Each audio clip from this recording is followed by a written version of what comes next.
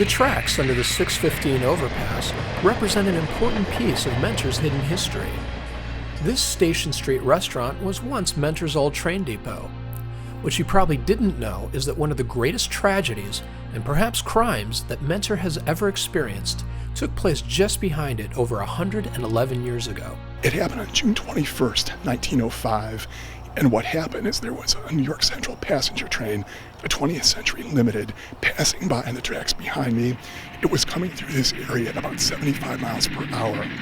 Now beyond me, to the other side, there's a freight station. That was built to replace one that was destroyed in the accident.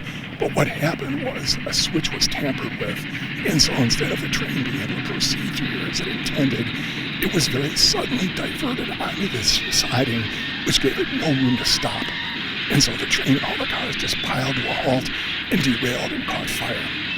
The train was on its way from Chicago to New York with 67 passengers on board when the accident occurred. As the train plowed into the freight station, it flipped onto its side, spilling hot coals and erupting into flames, which destroyed the freight building, the engine, and the first two cars of the train.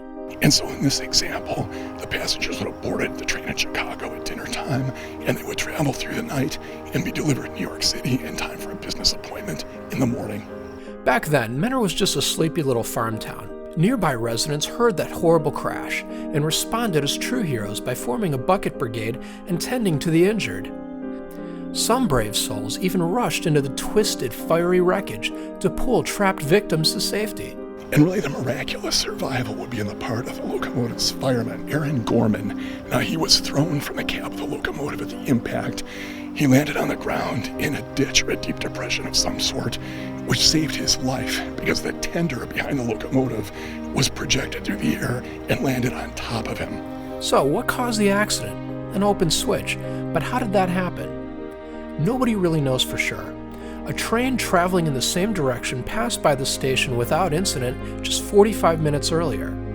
The depot night operator claimed that the switch was closed at last inspection. The mystery remains as to how the switch, which was operated by a key, came to be open. But one thing's for sure, if anyone did know, they took that secret to the grave. If the railroad authorities were right and the switch was tampered with deliberately, that makes this event probably Mentor's greatest unsolved crime. 19 people lost their lives, and scores were injured in what remains one of the worst rail accidents in Mentor and Lake County history.